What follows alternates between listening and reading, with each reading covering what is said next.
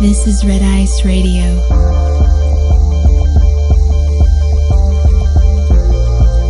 From the apparent to the esoteric.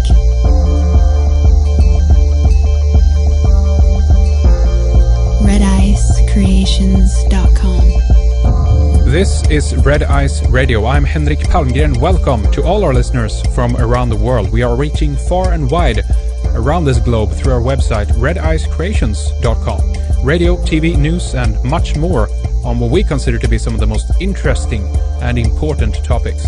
We have Peter Dale Scott with us today to talk about the Norway Massacre, Anders Breivik, and what he calls deep events.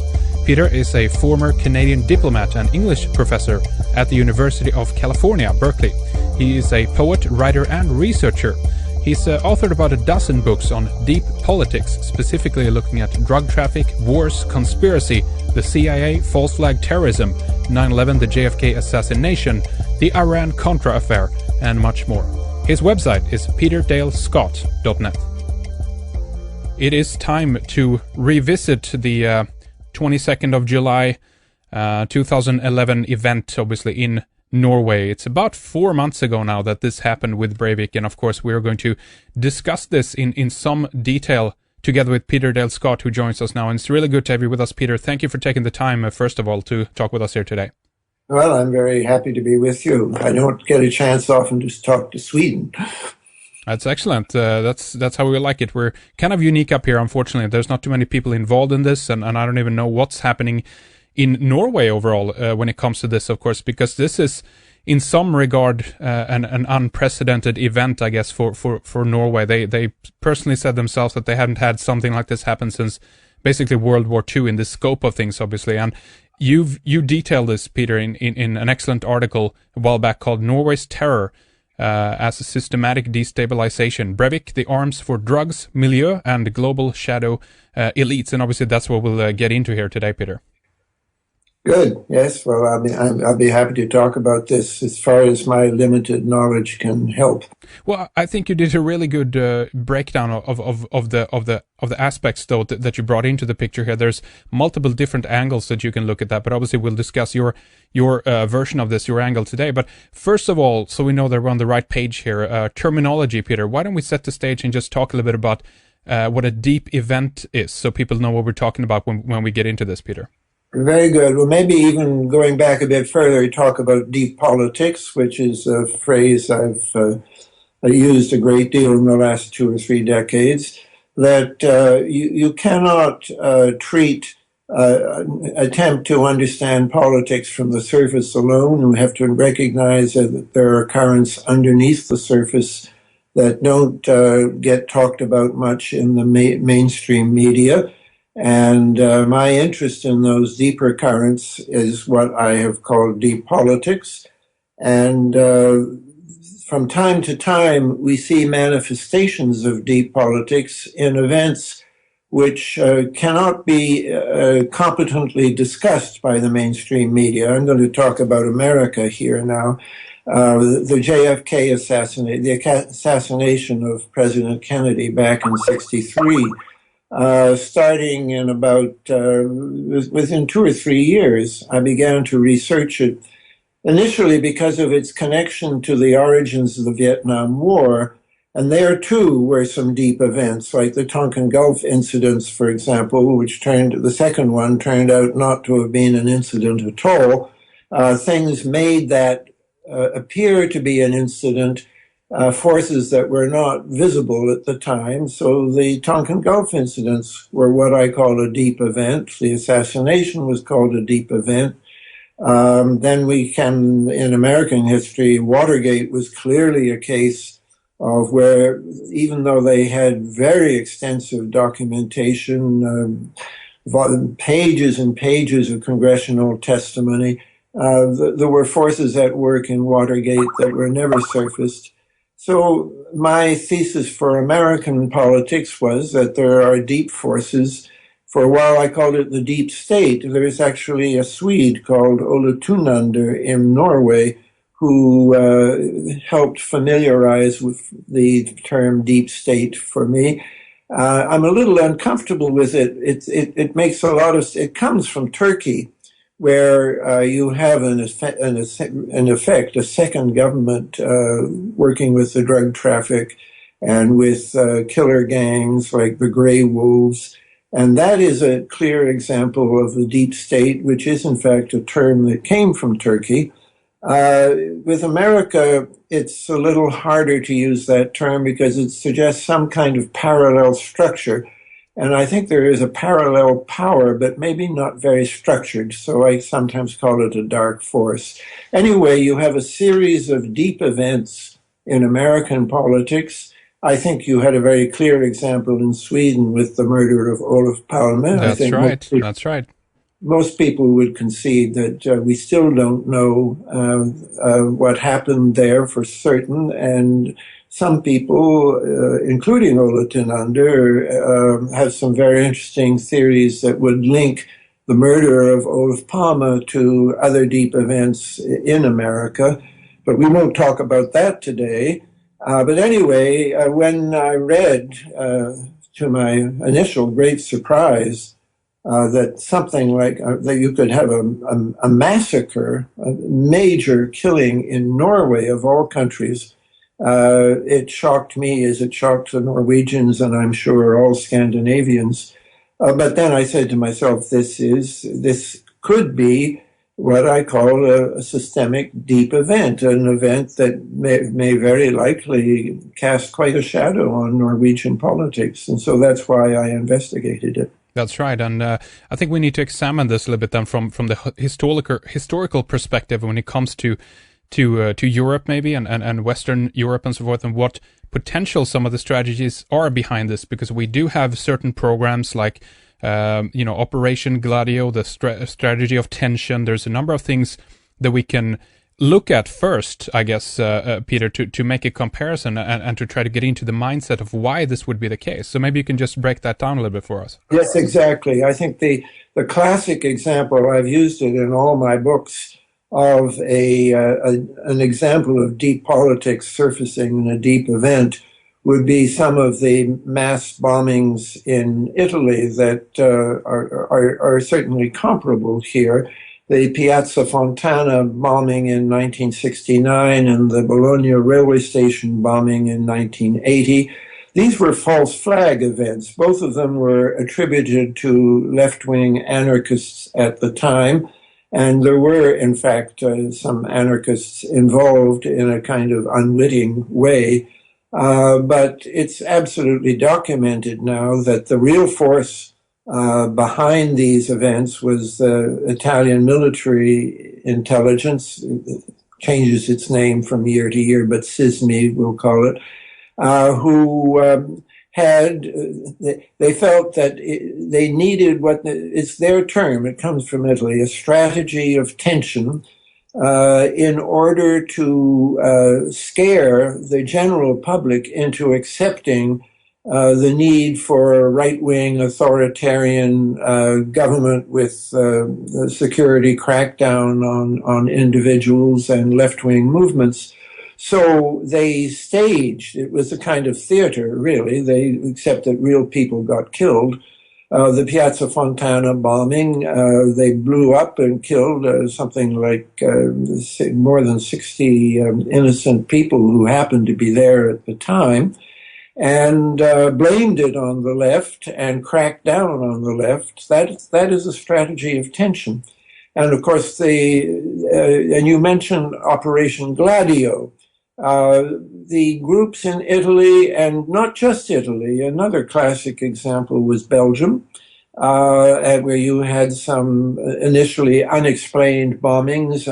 Later, I think it was the 1990s. And it turned out that these were attributable to forces that had been organized by NATO quite soon after the Second World War, when it was feared, rightly or wrongly, but it was definitely feared, that the Soviet armies were poised to sweep into Western Europe, and NATO organized what they called stay-behind groups. Yes. They armed them, they trained them to act as guerrillas behind the lines if, in the event that the Soviet armies occupied Germany, France, Italy, etc. And these stay-behind units were called Gladio. It was an operation that extended from Turkey right up, including Norway. So you had an Operation Gladio in Norway as well. Now, I disagree with some analysts of Operation Gladio. Some people think it was organized from the beginning to operate the way they did in the Piazza Fontana. I think that there was an evolution in these groups, that as the Soviet threat waned, became less imminent, then there was a choice for whether these groups should disband or change their function. And I think that you had here an asset that was just too valuable to the security forces of various countries to let go, so that they then trained them in a more domestic kind of function, which was spying on and intimidating and opposing the left. And that's, of course, exactly what happened in Piazza Fontana. It's what happened in Belgium. It's certainly what happened in Turkey, where you had decades of killings which were blamed on the left or on the Kurds, and were in fact the work of the Turkish deep state that had been organized initially as units of Gladio. And one of the analyses of Breivik's operation was a fellow researcher here in America called James Petras. His analysis of what Breivik did was that it was another Gladio type operation in the model of Piazza Fontana. But there are some differences, and the most obvious difference is that Piazza Fontana was false flag. It was something organized by the right and blamed on the left. And whatever you say about Breivik, Breivik wasn't blaming it on the left. If anything, he was associating himself with the right. Exactly. And here I have very limited knowledge, and everything I say about this has to be quite speculative. But my impression is that Breivik really was a right-winger. I don't think that's the sum total of his motivation. I don't think he was a loner. He doesn't present himself as a loner. If we assume, and I do assume, that he had something to do, maybe, I don't think he was the sole author of the video associated with him. I'm quite sure he wasn't, in fact. Yeah. And I don't think he was the sole author of the great manifesto that was released to the media, a great compendium of all kinds of sources, including some that I've used myself. But I think that he was not trying to discredit those forces. I think that he was like-minded, and I think he had help. And the most obvious evidence that he had help is that, first of all, it's quite a sophisticated bomb that he used in Oslo. It's not the sort of thing you can just buy a little book and then do it yourself.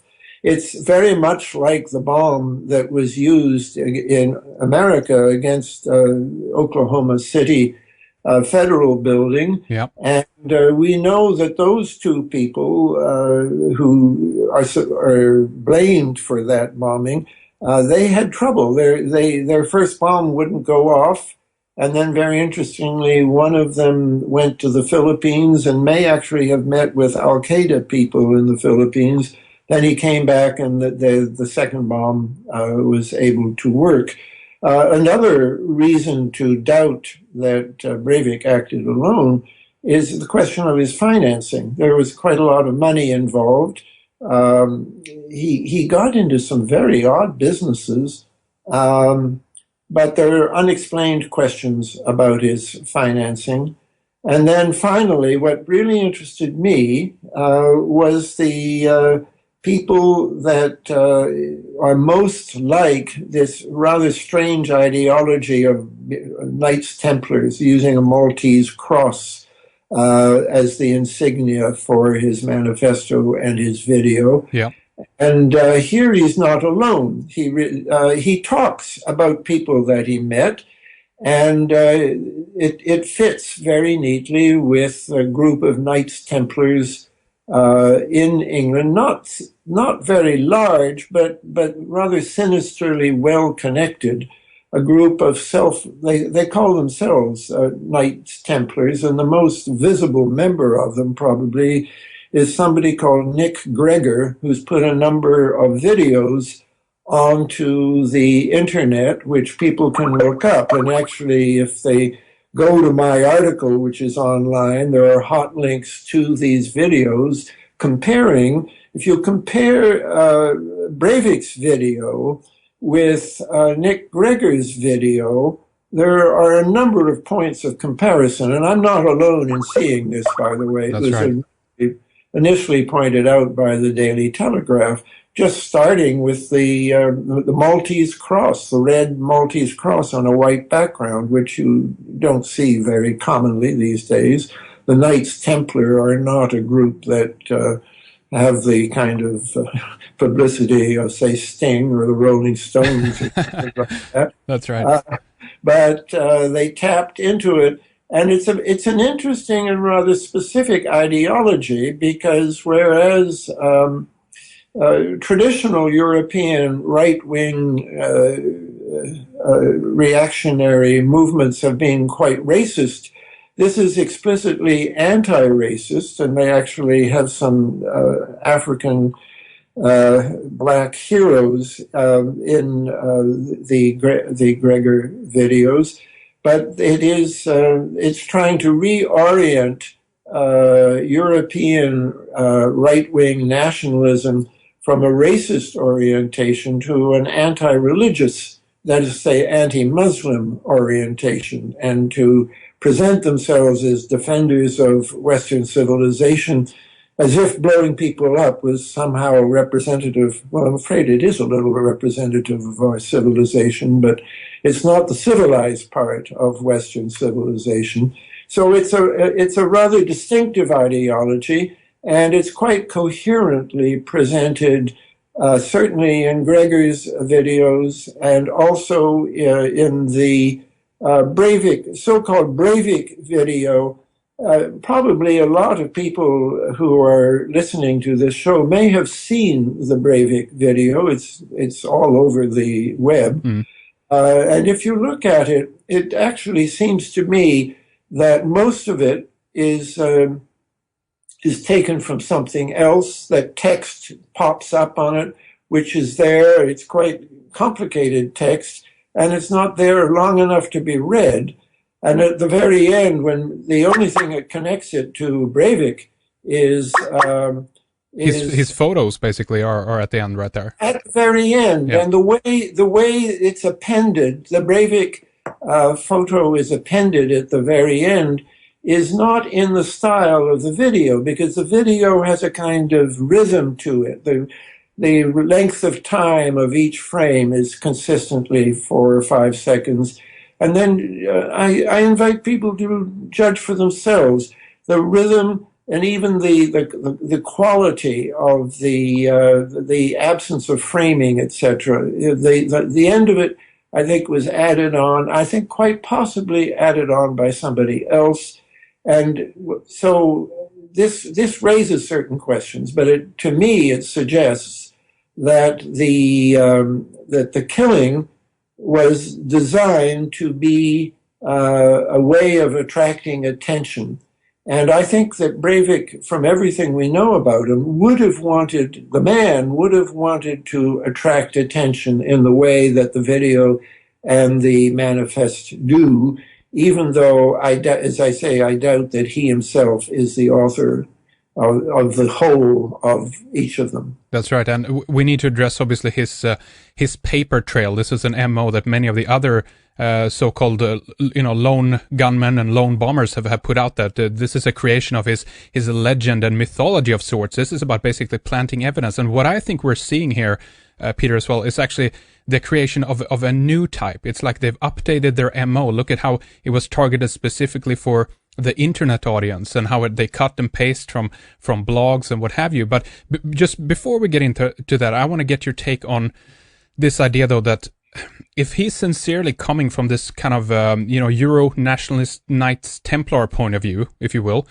Yes. this obviously is going to discredit their cause. The latest news that have been coming out yesterday, actually, at the time of this recording, is that Breivik has been declared insane. They say that he suffered from, paranoid schizophrenia, and two different psychiatrists interviewed him apparently on 13 different occasions, and they concluded that he's basically living in his own delusional universe, and all his thoughts and acts are guided by these delusions, they say.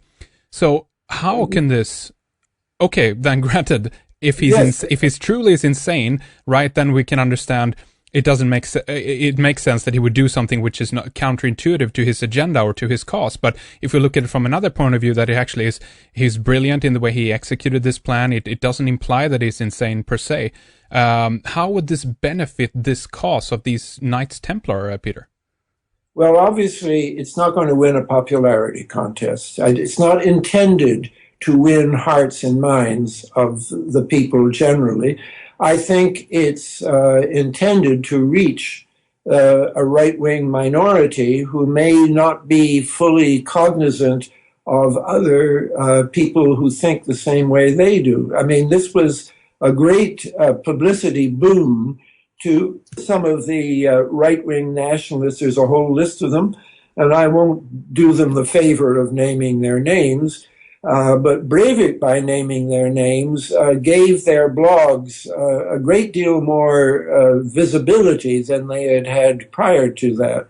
It gave them a great many more enemies as well, obviously, and I would say that the main purpose of the public relations side of this is to polarize countries. And Yes. that, by the way, is a feature of the strategy of tension. It's not to win hearts and minds for the right wing. It's to divide people into right and left, have them scared of each other, and therefore create a kind of de facto argument for the use of state power. So the fact that he is now declared insane and so on, and yes, it's in a way, it's a lot of bad publicity for the causes that he is promoting, but it's bad publicity for a certain public, whereas it is a kind of shot in the arm to encourage the other side, the people who feel they're a neglected minority of right-wingers. They're certainly a lot less neglected after this happens, and a polarized country is exactly what I think the Euronationalists want. Exactly, and furthermore, then, if this is a deep event, is this designed for Norway specifically, or is it more? I mean, if we look at it, everything was delivered, if you will, in English. Obviously, it seems to be very European oriented in that sense. And what I get the feeling of, Peter, is that this is kind of intended to, fuel the fire of the crusade / jihadist war, basically, in that sense. I don't know if there is such a thing, but it seems like they want to create such a thing, right? Well, first of all, I entirely agree with you that this is not just for a Norwegian audience. If it had been, as you are implying, the appropriate language would have been Norwegian. No, I think this is reaching out to Europe and even beyond Europe. I think, for example, it's very relevant to Africa, where some of the particular hero that Breivik singles out is a very interesting man whose name is Ulemek, and he is a Serb but he's a Serb who was active in support of people like Charles Taylor in Africa.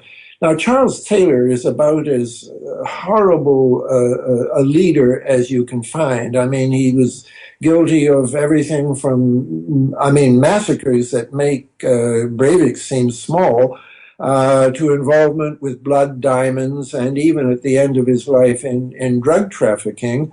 And this man Ulemek was allied with him, as were other people like Victor Boot, for example, the notorious arms trafficker who was finally arrested or apprehended by the Americans in Thailand, and now I'm not up to date, but he's being put on trial, maybe already is being convicted. So in other words, international criminals. And that is what's so interesting about Gregor's Knights Templar videos, because on the surface of it, it's all about Christianity, and there are pictures of churches with crosses on them, some of them that have been burned and so on. And it's using a rhetoric of religion and spirituality, but of the 9 people that he singles out for praise in his video, 6 or maybe 7 of them at least, are people known to have been involved in drug trafficking, which is not what we want to associate with the merits of Christian civilization. And the Knights Templar video and Breivik's video are trying to draw attention to these people. I'm sure that very few people, this would include me, very few people had heard of Ulemek before Breivik's action. I actually had written about him without knowing it because I used one of his pseudonyms, didn't know it was the same man. But he was perhaps the major drug trafficker in Serbia, and used the profits from the drug traffic to be an ethnic cleanser in Bosnia. He was part of the Serbian movement that went in and systematically killed. There are some real parallels here. His group were killing civilians in Bosnia with the intention of polarizing the country and making a civilian secular government impossible. They wanted to divide the country into Serbs and Bosnian Herzegovinian Muslims on the other side, and they, of course, were quite successful in polarizing the country. So it's not odd in that sense that Breivik would single out Ulemek as a hero.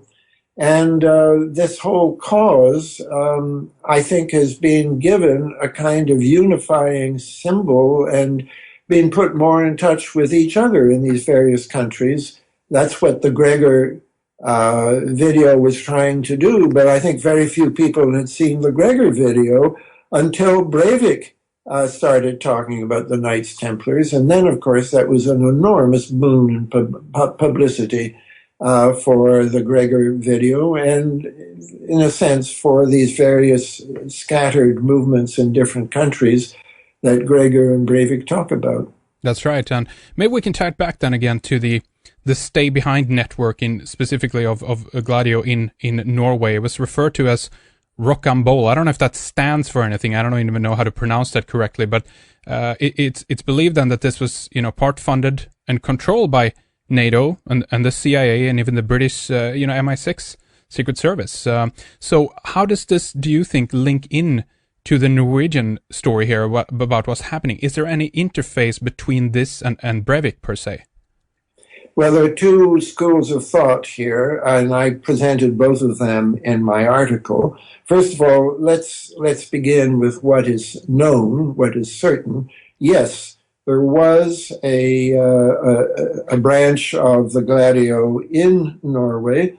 It was controlled. This all came up because there was a controversy in the 1950s that when a Norwegian chief of intelligence discovered that there was an American in Norway's NATO headquarters who was spying on high-level Norwegian officials. And the upshot of all this, in the end, was that the man who suffered most was the whistleblower, the intelligence chief. His name is Wilhelm Efang, if I'm pronouncing that properly. And he was forced out of office by other Norwegian security officials. And apparently this was a result of an intervention by one of the most sinister figures of deep politics in America, which is James Angleton, who was for years the head of the counterintelligence section of the CIA. And by the way, who went on record as saying that Olof Palme was a communist agent of influence. And in other words, he didn't confine himself to counterintelligence in America. He was all over the globe fingering people as possible communist threats. And that's what he said about this man who had disclosed the American spying, or I should say the NATO spying by an American in Norway. And I'm a bit appalled at this, but the man who lost out was not the American who was spying, but the Norwegian intelligence chief who very properly objected to this. So we know for a certainty that there was a Gladio operation in Norway, and I don't know at all whether we should attribute this cite this as a possible source for what Breivik was doing. Yeah.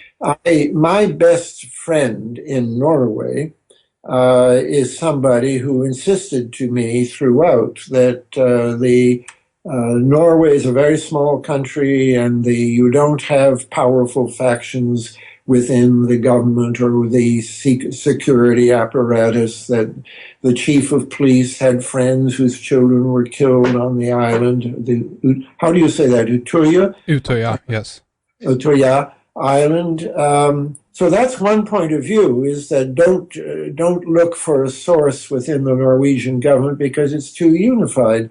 James Patras argued the opposite and said, no, this looks like Gladio. He didn't mention the specific Gladio group that you mentioned, Rochambeau. I think that from my point of view, that's an open question. There were, in the case of Piazza Fontana, I was convinced almost from the beginning that it was a false flag thing and that Italian military intelligence was involved.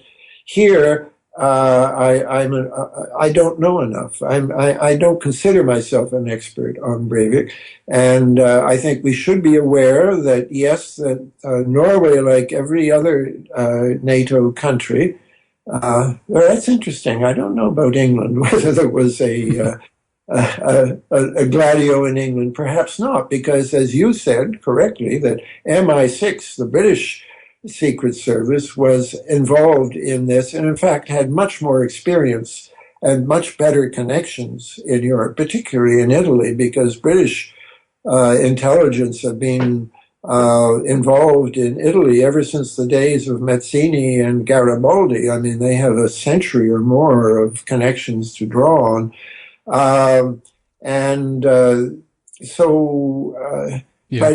Europe,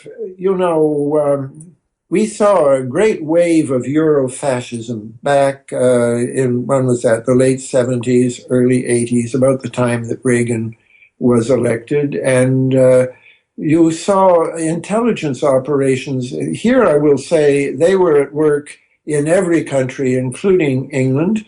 That Harold Wilson, the British premier, I think was forced out of power by a coup in which both CIA and MI6 and a mysterious group called the Pinay Circle. Have you heard of them? Yeah, I have, for sure.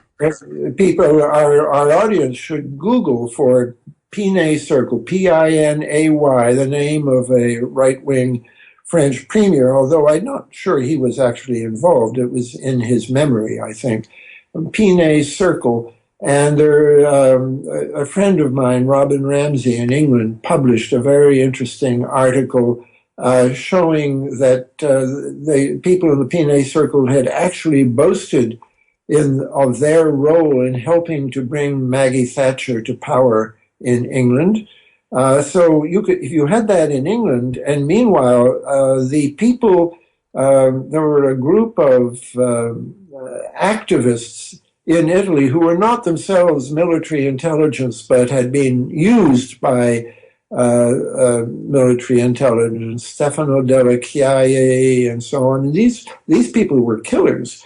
And they went around and they were used. Della Chiaie, for example, was definitely used in South America, Argentina, Bolivia. There was a kind of global network here that had intelligence connections. Klaus Barbie, who was a wanted war criminal from the French, who was responsible for the murders of people in France during World War II, was assisted in his escape. The Americans detained him, and they actually supported him for 2 years in Germany and used him to spy and collect intelligence on what left-wingers were doing. And when the French got themselves together about 47, 48, they wanted to bring him to France for trial. And we didn't have a CIA in 46, 40, and not till the middle of 47, but we did have a precursor group, the CIG. Oh, CIG, okay, yeah. OSS was closed down in 45 to the great disappointment of Donovan, who had wanted to convert it into a CIA. Mm-hmm. It took 2 years to get the CIA, but in those 2 years, you still had American intelligence, and they were very free-floating in those days because of the fact that there was no statute governing them. And one of the things they clearly did was they concealed the presence of Barbier. In their files, they dropped the R at the end of his name. They added an R to his name. His real name was Barbie, but in his files, they called him Barbier. And then when the French asked for Barbie, they told the French, straight face, we have no files on Barbie, which was true. They only had files on Barbier. Right. They helped him to escape to Latin America, and he organized death squads in Bolivia. It was a terrible situation in Bolivia, and after 1980, when essentially the cocaine traffickers staged a coup with Argentine support, and I think at least some American support, and installed a government where the interior minister was the cousin of the chief drug trafficker. And not only were they rounding up leftists, they were rounding up all the honest law enforcement people who had been cracking down on the drug traffic and were torturing them. Barbie and Stefano Della Chiaie were working together. I cite all this about Latin America to prove that there was a kind of global network that involved intelligence agencies and also involved the drug traffic. And that is the very heart of what I believe is going on in deep politics. That's why when we had a deep event in Norway, I said to myself, I wonder if this has anything to do with the drug traffic. And it was in that spirit that I approached a deep event, Breivik's Massacre, that I knew otherwise nothing about, simply to see if I could find traces of the drug traffic. And lo and behold, I find that Breivik's video is remarkably like Gregor's video, and that 6 or 7 of the 9 heroes in Gregor's Euro-nationalist video are people who have been publicly identified with the drug traffic. Chief and above all, Breivik's self-professed hero, this Serbian killer in Bosnia by the name of Ulemek, who was, before he became a killer in Bosnia, had been a mafia figure controlling the drug traffic in Serbia and monopolizing it, killing off other drug traffickers. It's an amazing story here that is beginning to unfold, and again I go back to that idea that it's strange if this is something then that they want to bring out into the public and actually bring attention to it, which seems on one level counterintuitive. Maybe we can address that a little bit later. I just wanted to ask you, because you brought up this thing with Pinay Circle, which is interesting, and sometimes it's just known as Le Circle or The Circle, basically, And That's right. There is a tie here, possibly, to the P2 propaganda duo lodge in Italy, Kissinger Associates. There might be a tie-in to the Masonic network here, if you will, then as well. I just want to ask you briefly about that, because we could see some of the pictures of Breivik in his Masonic garb. There is this stuff about Order 777 that you brought out as well. So what do you think about that? Well, the trouble, getting into Masonry is like getting into the Ku Klux Klan in America. There's so many things going on. I mean, it's not a unified movement, of course. Right. Yeah. And in fact, I mean, the Pei Due that you're talking about, propaganda due, is almost a counter-Masonic order, because Masonry historically was organized to combat the influence of the Jesuits in European politics. And here, Pei Due had 1 foot in the Masonic movement and 1 foot in the Vatican, and was a kind of rassemblement of all the various right-wing groups in Italy. It, by the way, was also very powerful in Latin America, and one of the leading lodges of Pei Due outside Italy was in Argentina, in support of the same military people in Argentina who were responsible for the horrible bloodbaths of 3 decades ago, and in conjunction with people like Barbie and Della Chiaia. So you're absolutely right in bringing up Pei Due. It is part of this. But I can't draw any conclusions from the fact that Breivik did something Masonic and Pei Due did something Masonic, because right. There's nothing very tangible there. Again, Peter, to me, it seems like they want to put the focus on certain groups, right? To me, that's the first thing that when I witnessed, I was like, oh my God, they just put this right up there in the open, with his Masonic apron on and everything. It's like, I wonder, are they trying to make people look at this for some reason? And what would that be, if so? What do you think? Well, this is akin to the question you asked just a few minutes ago. Why would they want all this publicity? Well, I think that, this is a strong analogy with, say, the Piazza Fontana, which we understand. That was designed to get publicity. It was designed to affect public opinion across the board, from the left to the right, and introduce an element of fear into politics, and displace the basic element of trust, which is the underpinning of democratic government. Democratic government is that you trust your own people, and you refer ultimate decisions about politics, like who will be prime minister, because you trust the public. You believe in democracy. The publicity is a blow to democracy, because when you instill fear, and how could the whole Breivik thing not instill some fear? Yeah. Then you are undermining the constructive, forward-looking, progressive, peaceful state of mind, which is a condition for democracy. So I think they wanted the publicity. And now, to come back to the Masonic part of it, Masonry, it connotes all kinds of mystery, things we know we don't understand.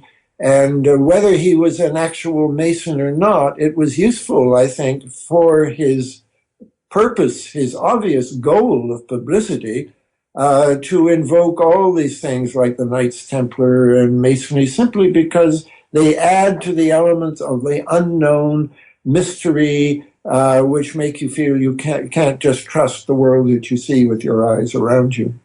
So if we look at the other, historical aspects that you've mentioned about previous bombings, we take into account Gladio, NATO stay-behind armies in Norway. What is some of the trademarks, the footprint, if you will, of this echoed in the bombing of Oslo's government buildings and then later the shootings at Utøya? Are there any comparisons? Do they look the same, or is it a totally different beast, if you will? No, that's a very good question. For us Americans, the Oslo bombing immediately calls to mind the bombing in Oklahoma City of a federal building. And in fact, my article, which is up on the web, has a photograph of the Oslo bombing and a photograph of the Oklahoma City bombing. And that strikes for Americans, that is an immediate association, which is only reinforced when you find that the same kind of bomb was used in both cases. And we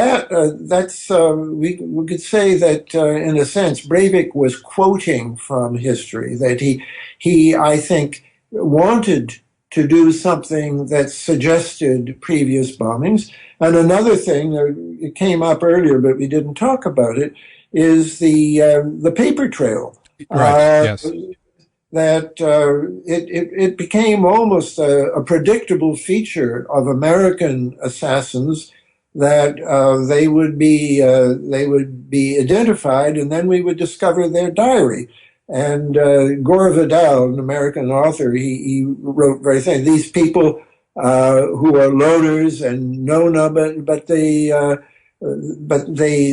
have a passion to incriminate themselves in a paper record. Well, Breivik, of course, is doing that too. It's not a diary, but it is in the tradition of Lee Harvey Oswald, who left a diary, and a man called Bremer, who didn't kill but severely wounded Governor George Wallace. This was in 1972, and helped re-elect Richard Nixon, because Wallace was a serious threat from the right, who might have siphoned off enough right-wing votes to have elected, in fact, a Democrat.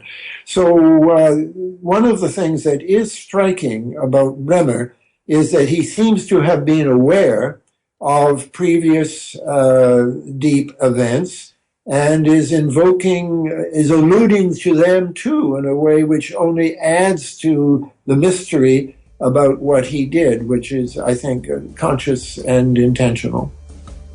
Take a look at peterdalescott.net for more. His latest book is called American War Machine, and the other related one is called The Road to 9/11.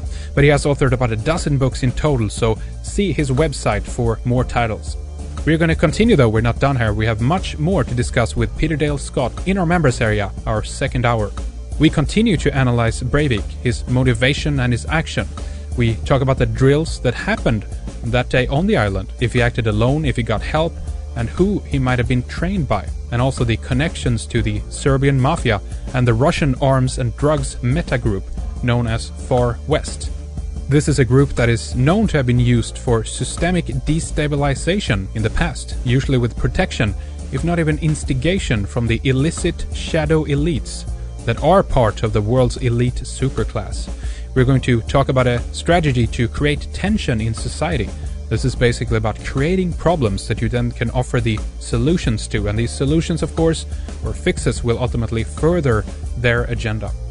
We also discuss the possibility of Breivik being mind-controlled, and we compare him to people like Sirhan, Theodore Kaczynski, also known as the Unabomber, and others. Later we zoom out, discuss the big picture and the motive behind the world's elite. Is it control, money, world domination, depopulation? Let's see what Peter has to say. redicecreations.com is our website, and we've done some design changes and we're updating other parts of the website right now, but as usual, click members or log in to stream or download this second hour. Also, search through our archives for more programs that surely will stimulate and enlighten you on many of the topics that we address. If you're not yet a member, click subscribe and look through our different subscription options that we have for you. Get full access to our archive. It's quick and easy. You can read more about all the details on the website. We have some interesting guests coming up on Red Ice Radio next, including Dr. Andrew Saul on nutrition, big pharma, and media's scare campaign against vitamins. Then we have Carl Munk, Dean Dominic DeLucia, Joshua Hart, Anthony Sanchez, David Talbot, and Janice Barcelo, to name a few.